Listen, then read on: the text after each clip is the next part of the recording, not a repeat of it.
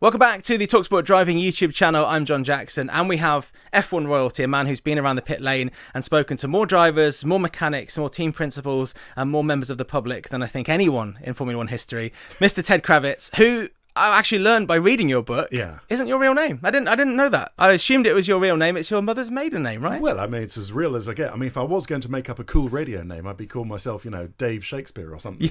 But no, it's my mother's maiden name. So Ted is my real name, Theodore, if you like. And I take my mother's maiden name professionally. And that was because you started in a very familiar, I mean, they've changed a bit over the years, a very familiar setting. It's really nice to be back in a radio studio. I love radio, it's my first love. And were it not for a chance meeting in Chelsea Harbour one day, I might have stayed in radio. But yes, I started in radio. And we had I had a news editor called Marcus White down in Devon, and he didn't really like my passport name, and he said, "Have you got any other names?" I said, "Well, my mother's maiden name is Kravitz." He said, "Oh, Ted Kravitz, that'll do." It's very Too rock many and roll. syllables in my other name, so so we've changed it to Ted Kravitz. I'm not sure if it is rock and roll. As I say in F1 Insider, it's the only other name I've got. Yes. So if I did want to make up a really cool one, I would have chosen still very authentic, rather more rock and roll one. Well, my grandfather, my maternal grandfather, who didn't have many other Kravitzes in the family line, was very happy that I was carrying on the name. Excellent. I love that. Obviously, you mentioned the book already, F1 Insider Notes from the Pit Lane. Yep. And I think that you are recognisable. And I think you refer to this actually maybe in the second chapter of the book, that you've been the constant pit lane reporter over the years, because people come and go, but you might have worked for different companies, but you've been there and you know everyone, and you are often... And you said this in the book, you are often the person that gets to find out things first because of these relationships you've built up.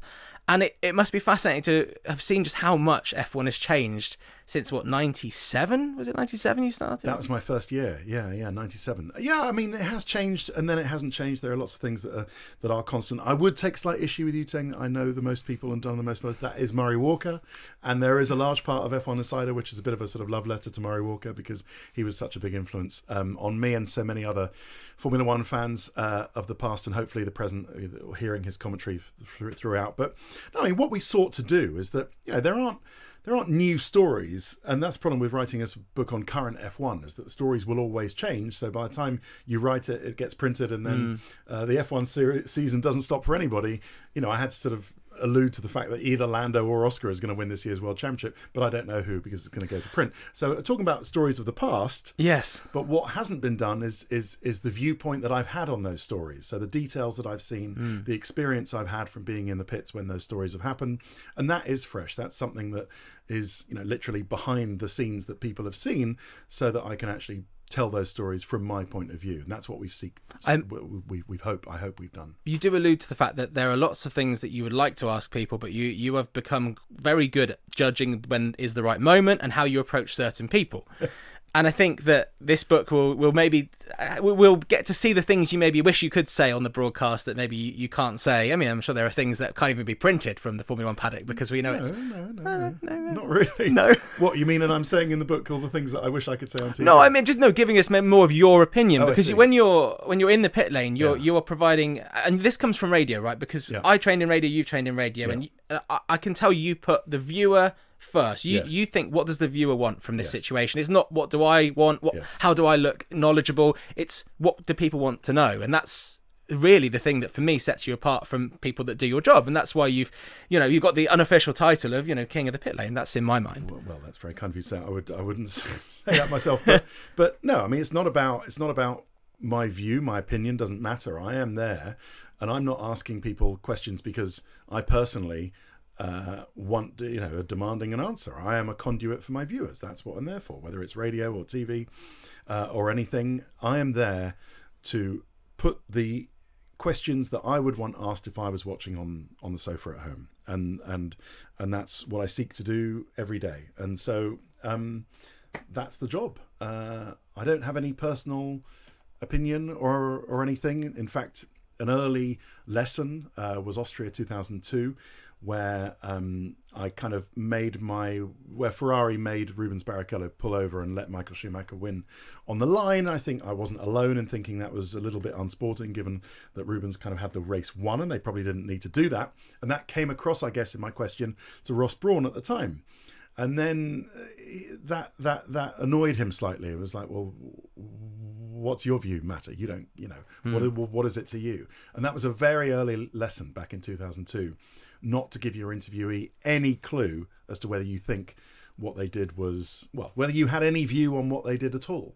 So I've carried that on since 2002, which was my first sort of full year pit reporting. Yeah, never give half the time. I don't have an opinion either way. On it. But you're the person that's bringing the stories that we don't see on the sort of main broadcast to life, and that is something that people respect. I mean, that has changed a lot with the increasing amount of eyes on Formula One. When we have more cameras, we can choose camera angles, we can see more. People now watch free practice sessions, which back in the day probably got ignored. Yeah, we never did. Yeah. How have you had to change what you do to adapt to this? I mean, I guess this is kind of where your own show, Ted's Notebook, came from, because there are things that get lost in the hype around the people at the front. Yeah, I mean, it's always essentially inform and entertain, which is the advice that Murray Walker gave me and everybody else in terms of actually the secret he told Martin Brundle when Martin first started in 1997. The secret to this game is to inform and entertain.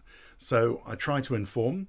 Any details from the pits that will add to my viewers, my listeners, understanding and appreciation of the race. That's it. So it goes through practice sessions. And actually, sometimes what you need to remember is that because people will have lives and have other things to do on a Friday, things that I will notice, like Red Bull running a low downforce rear wing, for example, that I think I did mention on Friday practice. It's important to revisit that in qualifying in the race, because I might have think, I said that 2 days ago. It's important to put that information back out there, because if someone's just tuning in for qualifying, they might not have picked up that Max is running this ultra low downforce setup. So reminding yourself to do that, explaining why he's suddenly going to be quicker than the McLarens, giving people the comparison on the technical side, what's going on. So it's all the same throughout all the sessions. And then the notebook is different in terms of, one of the things I try to remind myself to say is that it's not possible if you've got a life and family commitments or friends commitments or anything like that, sometimes to watch all 3 hours of qualifying and all 4 hours of coverage that we put out on Sky Sports F1 of the race. And so what is useful, I hope, is a half an hour recap at the end of the day that's available to everybody on Sky Sports F1's YouTube channel and other places, of course, on the channel, where they can catch up on a day's digest of what happened. And that's what the notebook tries to do. And people do love it. And I think the beauty of it, I'm sure people have said this to you before, is that it is a one shot. You start and then you stop at a set time. Yeah. And you bring a smattering of information about the weekend, with also moments that you can't predict, things that come out of nowhere. Have there been there must have been frosty moments. Is there one particular character that's a little bit frosty about you poking around trying to find things out? Not that I can think of. Eric Boulier from McLaren never really got what I was doing, but it was all done with a bit of a smile. I remember sort of gate crashing one of his press conferences and was like, oh, what are they talking about in here? And he shot me a look. I was like, all right, Eric. And this was all on camera, so you can go back and watch it. It's a few years ago now. Eric Boulier was at McLaren, but he never really understood it. And then I think he came to me after and he said, what were you doing in my press conference? I said, well, I just poke around, Pete the cameraman, he's always in there.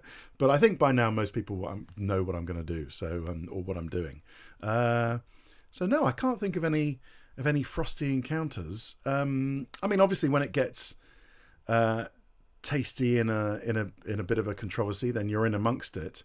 But then I'm by no means the only one who's in amongst it in a controversy. So there are lots of people, and actually a lot of the time I sort of take a step back, try to get a bigger picture of what's going on, and that way you can often be more informative and elucidating to your audience, rather than just sort of getting in there and being part of the chaos and saying, oh, look, it's a load of chaos. Even though that's fun at the time, it doesn't really give many answers to your viewers. No, I mean a lot of the time, so you have to take a bit of a step back sometimes. It's interesting to watch people in the background. Some people will see you coming and they'll dart in any direction that means you avoid them, and then some people love being in the back of the shot.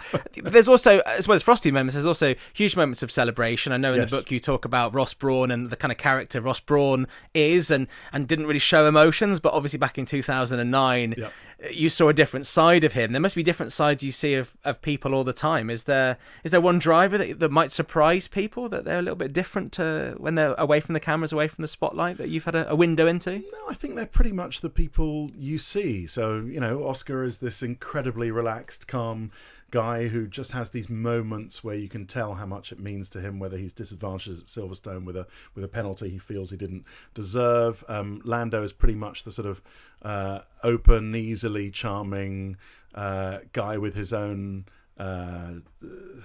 difficulties in sessions sometimes when he feels he doesn't get the most out of himself in qualifying or the race, but when he turns it around.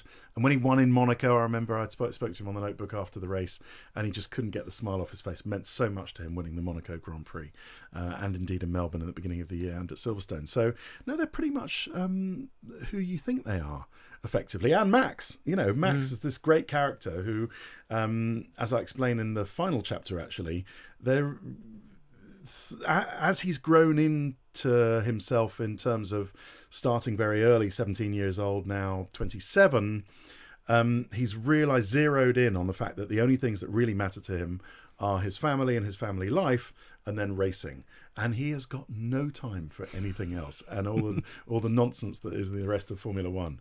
And I admire that and love that about him, because he's so easily understood in terms of things that will make him or his car quicker, and if it's about racing or the rest, he's not interested. And it's a refreshing character trait for someone who's won so much, and still so clear about what he wants to do and what he doesn't want to do. So I would say Kimi Antonelli, he's pretty much what he seems like. Lewis is pretty much what he seems like. George is more or less a bit of an open book. Valtteri, he's since he sort of came out of what he thought a Formula One driver should be in, kind of quiet and reserved and guarded, is able to show his character, and that's extended through his new deal with Cadillac. So I think they're all pretty much who they like to be, which is understandable given the amount of coverage that they do, and then the social media stuff. It would be hard to be someone else, wouldn't it, when you have cameras around you so much to keep an act up. Yeah. You mentioned Cadillac right now. Obviously,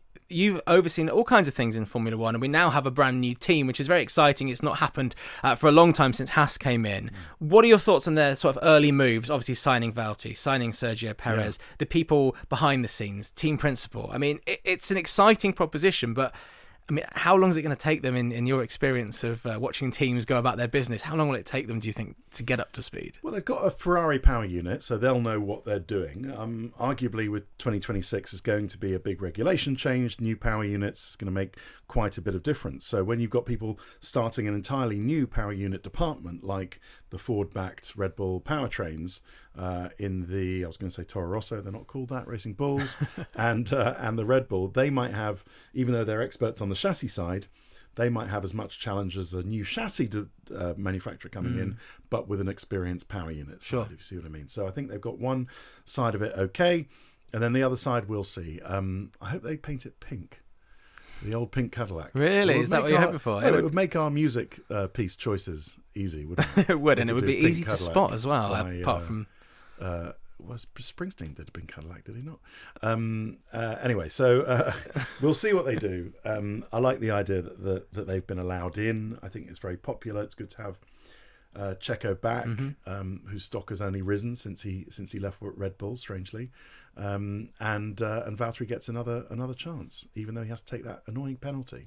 That's lingered over him for a long time, for a couple of years on his first race in 2026. But they won't be troubling the front, I think, for maybe a year or two.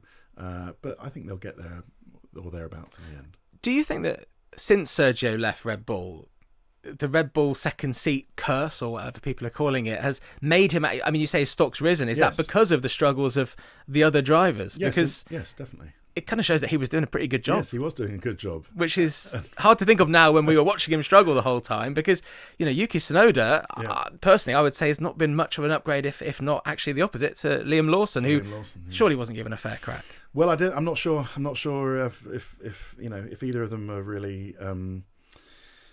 we probably can't judge it because they're both good drivers, and Liam Lawson's gone back into Racing Bulls and has been successful. And you know, Isaac Hadjar seems to have no worries about going into Rebel Racing. So let's see how he does. There's clearly an issue with that car in terms of the second driver can't get on terms with it. Yuki's a you know, he's a very good racing driver. So and he's quick. So I don't understand it, because I don't think he understands it either. Because if he did, he wouldn't be out of the points. Do we think the curse will end with these new regulations, 2026? Because it's you mean the curse of the second Red Bull? Yeah. Well, you would hope so. Yeah. Yeah, if it carries on, then there really is a curse. Or maybe Max is just so incredible in his car setup, but they're not even giving the Max setup to the other drivers. They're letting them go their own way on the setup. So I think it probably just underlines how good Max is. Well, he's very, very good. 2026, obviously, everything changes. Given that you are in and around these teams, are there any whispers of teams that are maybe more confident about what they can offer in 2026, or are they giving it the kind of closely guarded secret treatment with a metaphorical bouncer on the door of knowledge? I like that, bouncer on the door of knowledge. Very good. I mean, Pierre Gasly gave a bit of a clue to it when he said that he looked around before signing his new Alpine deal last week. He looked around and there was a very good reason he wanted to stay at Alpine. That was because they've got a Mercedes power plant coming in. Everyone expects just for the historical nature of Mercedes acing new power unit regulations that they will be as far ahead as anybody. So that is Mercedes, that's Alpine, that's McLaren, and that's Williams, of course. So watch out for them. I'm excited to see what Aston Martin do with Honda. They haven't exactly been shabby, have they, Honda, in the current regulations? No. The engine regulations. So I don't think there's any reason why Honda should be afraid of the power unit changes that were coming. And with Adrian Newey on the chassis side, I wouldn't bet against Aston Martin. So Aston would be my tip. Yeah, one to watch. At long last, Fernando Alonso gets his hands on an Adrian Newey car. Third world title, possibly? That might be a stretch, but nothing's impossible. You know, I mean, it's a toss-up between him getting a third and Lewis getting an eighth. Yeah, that's true. Yeah, I didn't mention Ferrari there. So yeah, they you know, they're not bad, Ferrari, at the moment. I did a piece in Monza on Sky F1 on the weekend, which was like, what's gone wrong at Ferrari? And I did have to start it. I said, well, first, some perspective. You know, they are still second and by 20 points to Mercedes in the Constructors' Championship. And even though they haven't won a Grand Prix, they've won a sprint race, of course, with Lewis, they're not doing too badly. No.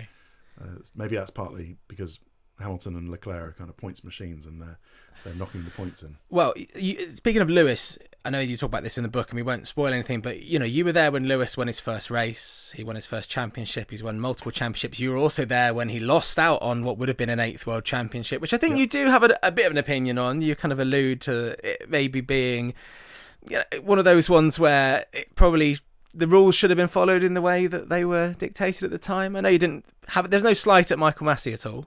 Well, I don't. Hopefully, in the Abu Dhabi chapter, and there is an Abu Dhabi chapter. How could you write a book on F1 if there wasn't an Abu Dhabi chapter?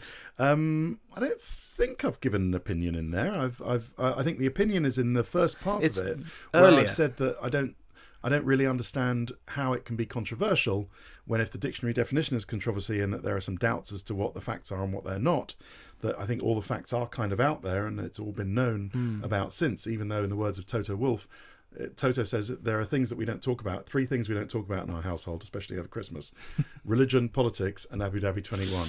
So that might be like that for many people. But the point I make in the beginning of the chapter is that I don't think there should be controversy over it, because all the facts are widely known and agreed upon. What there is a defensive position on either side according to what your preference is or what your side is. And I don't really have a preference or a side.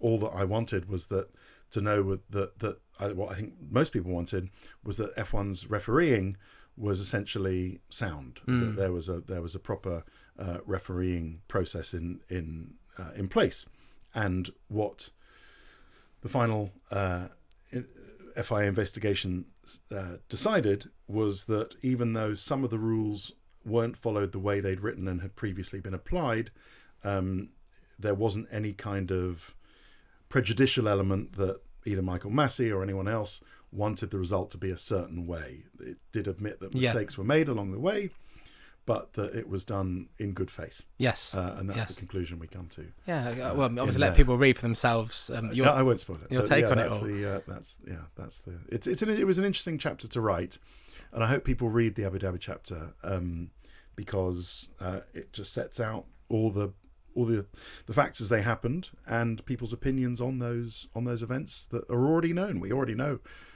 what Toto Wolff thinks about it. I think we already know what Christian Horner and Red Bull and Jonathan Wheatley and Adrian Newey think about it. Yeah. And their positions. So there shouldn't be a controversy if it's already it's all out there. Yes. Well, you say there it's good to talk about it as well. It should be spoken about because it's such a huge moment in modern F1 history. Yeah, it's understanding. If the point of history is to sort of understand and better learn lessons for the future, then we shouldn't be afraid to talk about it. No, not at all.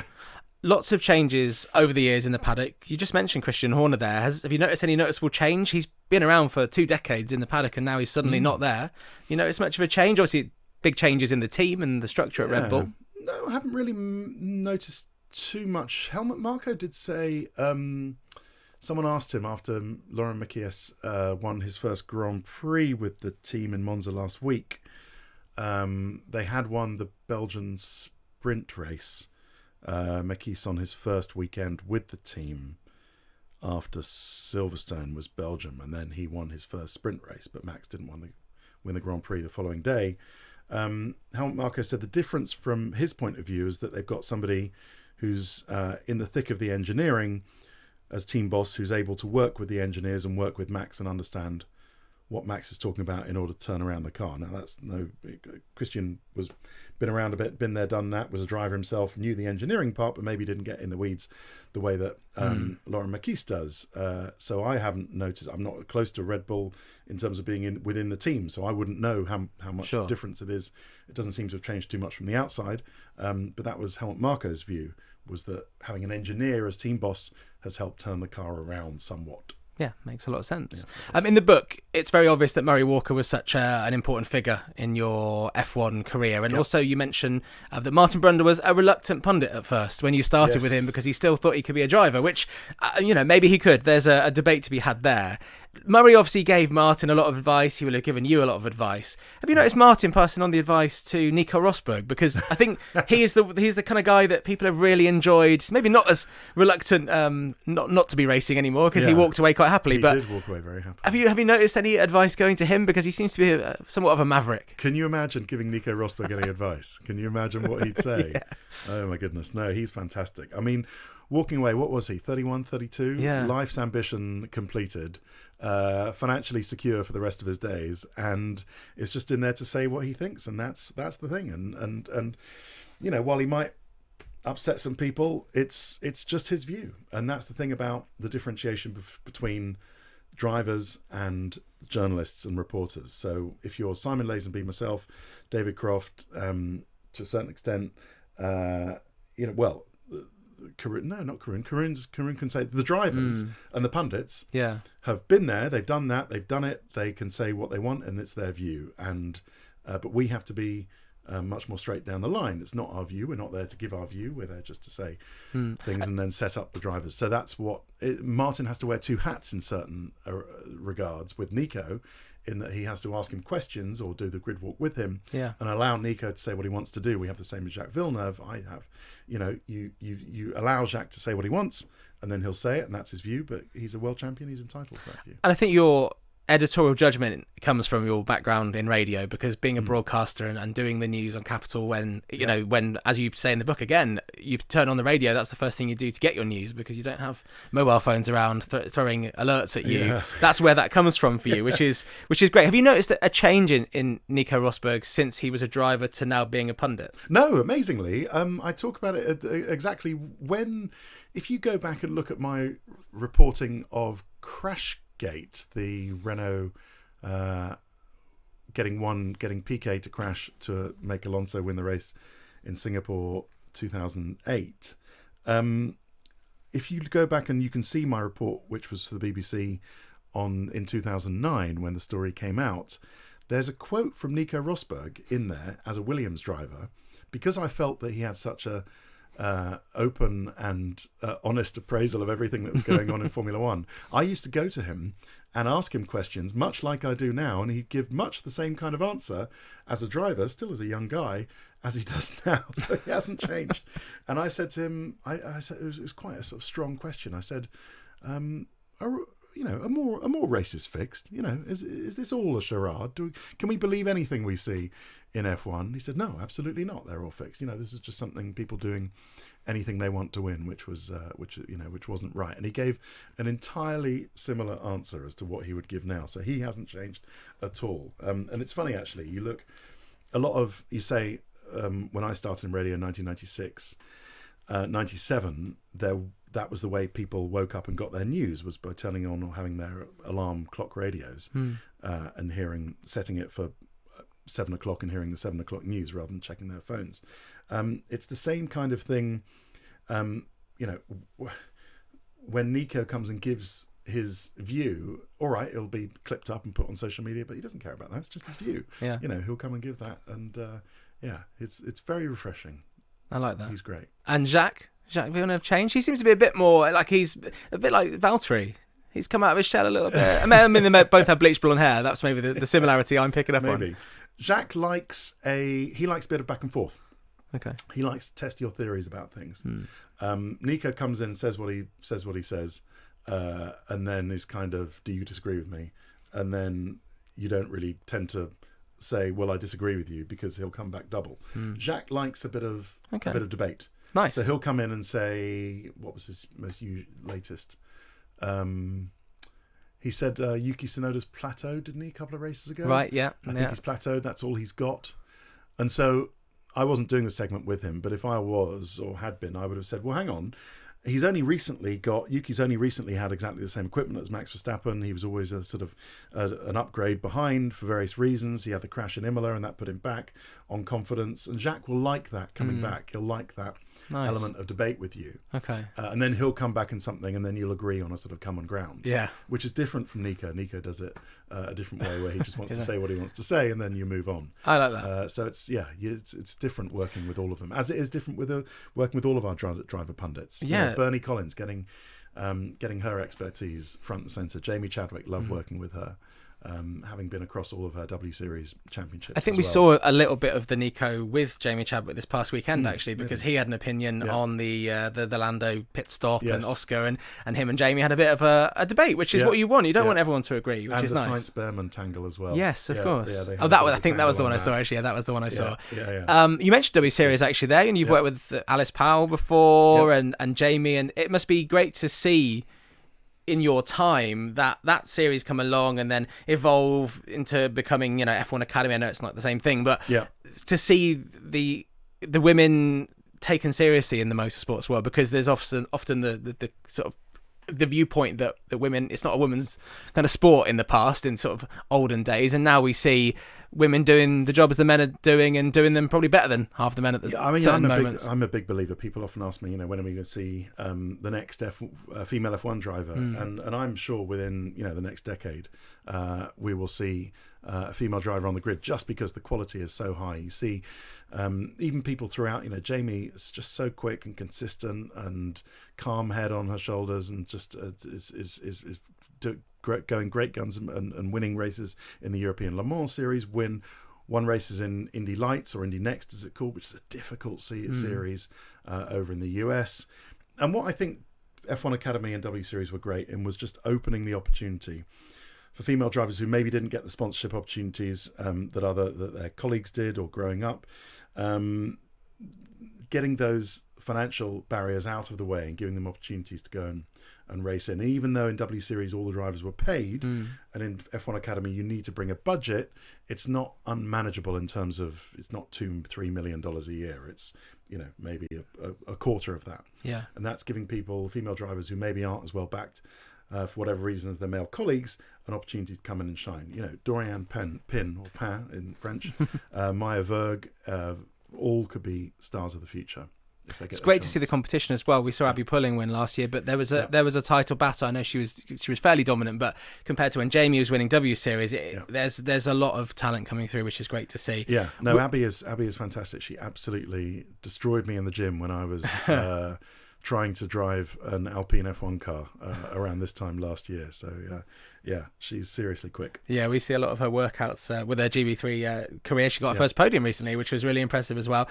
We have only a couple of minutes to go, so I need to ask you some really, really nerdy, quite strange questions, but I hope you'll appreciate them. Sure.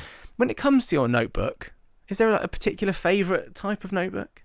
You know, have you bought the same? I mean, I've got mine here. I tend to go for this style here, and I always get the same pen.